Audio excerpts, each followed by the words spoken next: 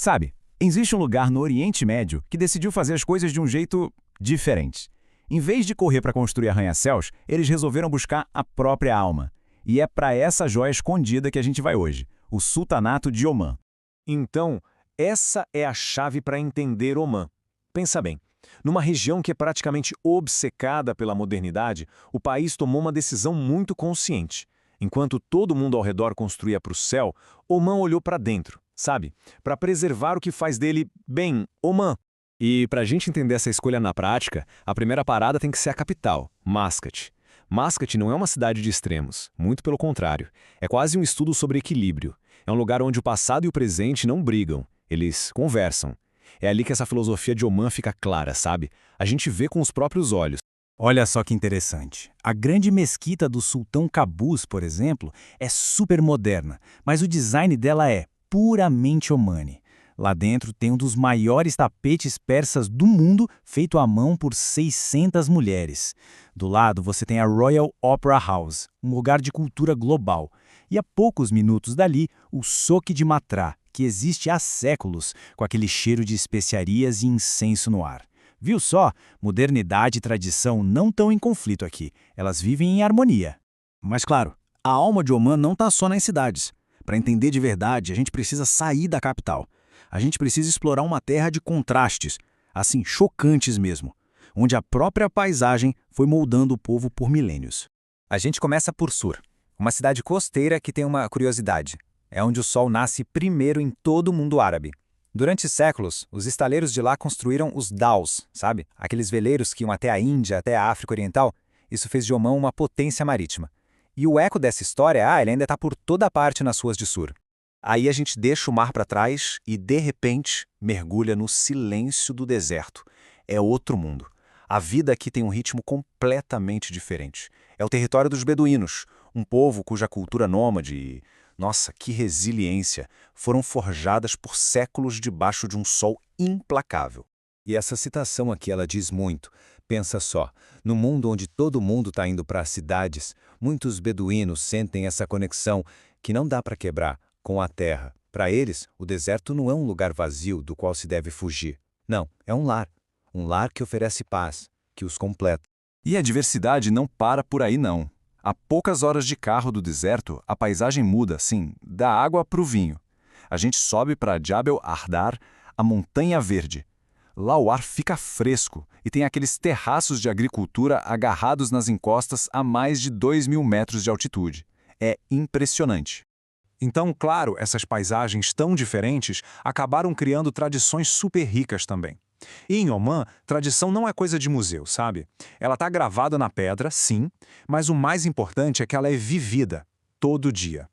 De jeitos que a gente pode ver e de outros que são muito, muito simbólicos. O exemplo perfeito disso, o Khanjar. É esse punhal curvo que já foi uma arma, mas hoje é o símbolo nacional da identidade omani. É um pedaço da história que eles usam com um orgulho imenso e que conecta cada homem ao passado da nação. E o valor dele não é só simbólico, não. O único Khanjar feito à mão pode chegar a custar milhares de dólares. Isso porque ele reflete meses de um trabalho artesanal super meticuloso com prata e couro. É, literalmente, um investimento na tradição.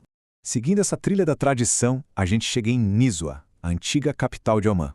E chegar lá, nossa, é como voltar no tempo. Por séculos, essa cidade foi o coração de tudo, da religião, da cultura, da política do país. O forte da cidade é imponente, tem mais de 1000 anos e fica ali de olho em tudo. E toda sexta-feira acontece uma tradição secular, o mercado de gado. É um leilão super vibrante que parece um verdadeiro teatro a céu aberto. É um espetáculo de comunidade e de comércio ao mesmo tempo. Essa coisa da tradição entra em tudo, até na culinária. O prato nacional, o chua, é a prova viva disso. Não é só comida, gente, é um evento.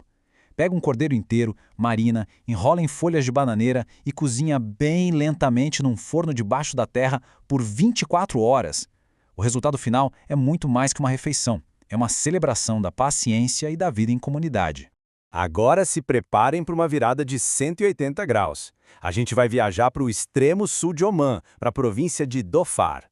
E olha, Se alguém aqui acha que sabe como é a paisagem da Península Arábica, essa região vai simplesmente virar todas as expectativas de cabeça para baixo.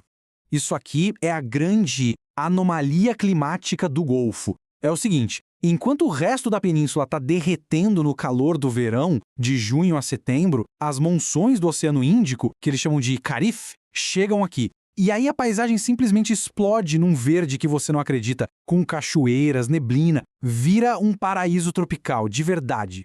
E é justamente nessa terra verdinha que cresce a árvore do olíbano. A resina dela, que historicamente era chamada de ouro branco, já chegou a ser mais valiosa que o próprio ouro. Foram as caravanas de Olíbano que saíam de Dofa que criaram aquelas rotas comerciais lendárias, sabe? Conectando Omã com os faraós do Egito, com os imperadores de Roma, com as dinastias da China. É muita história. Ok? Então, a gente viu cidades equilibradas, paisagens com contrastes incríveis e tradições que, nossa, resistem ao tempo. Mas todas as fontes que a gente pesquisou chegam num ponto em comum. O maior tesouro de Omã não é o Líbano, não são as fortalezas nem as praias. É algo bem mais humano. É que em todo canto do país, de Mascate até o meio do deserto, a história que mais se ouve é sobre o caráter do povo Omani. É a hospitalidade, a gentileza, a dignidade deles que realmente definem a experiência de estar lá.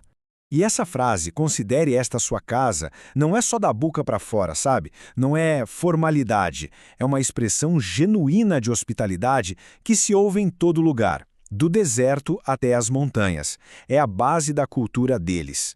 E aí a gente chega na essência de tudo, a generosidade, que é simbolizada por aquele ato de servir café e tâmaras para um estranho. Isso não é só um costume, é a manifestação de um valor central para eles. E esse espírito de abertura, de bondade, no fim das contas, é esse o verdadeiro e mais precioso tesouro de Omã. O que nos leva a uma última pergunta para a gente pensar. No mundo que muitas vezes acha que progresso é apagar o passado, a história de Omã dá uma resposta bem poderosa. Talvez o verdadeiro progresso não seja o quão alto a gente constrói, mas sim o que a gente escolhe não destruir. E essa é a grande reflexão que Omã nos deixa.